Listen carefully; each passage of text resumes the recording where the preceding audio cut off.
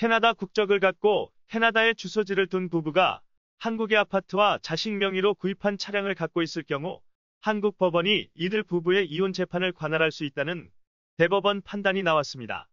이혼 등 가사 사건에도 국제사법을 적용할 수 있다고 판단한 최초의 사례입니다. 대법원 김재영 대법관은 부부 모두가 국적과 주소지를 캐나다에 두고 있는 부부의 이혼 청구에 대해 대한민국 법원의 국제재판관할권을 인정하고 원고의 이혼 청구와 재산 분할 청구를 받아들인 원심 판결에 대한 피고의 상고를 기각했다고 25일 밝혔습니다.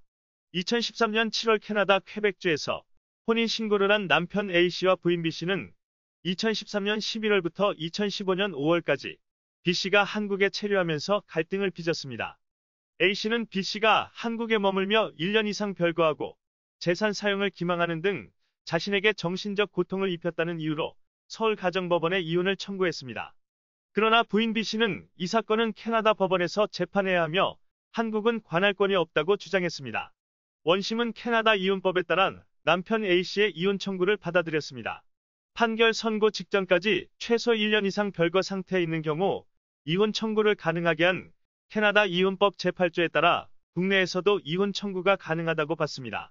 또 법원은 캐나다 퀘벡주의 민법을 적용하여 A씨가 80%, B씨가 20%를 갖도록 재산을 분할했습니다. 이들 부부는 한국의 부인 B씨의 명의로 된 아파트와 아들 명의로 B씨가 구입한 차량 등을 갖고 있었습니다.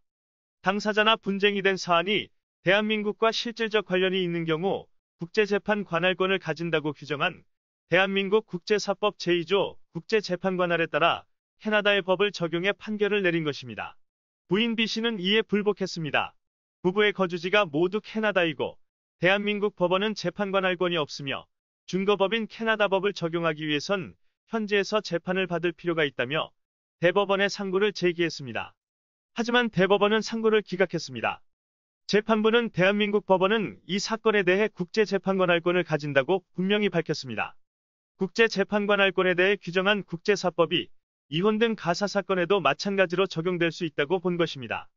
재판부는 이혼 청구의 주요 원인이 된 사실관계가 대한민국에서 형성됐다며 가사사건은 일반 민사사건과는 달리 가족 친족이라는 신분관계와 밀접한 사건이므로 혼인의 취소나 이혼 사유가 발생한 장소, 자녀가 생활하는 곳, 재산 소재지 등을 고려해야 한다고 판시했습니다.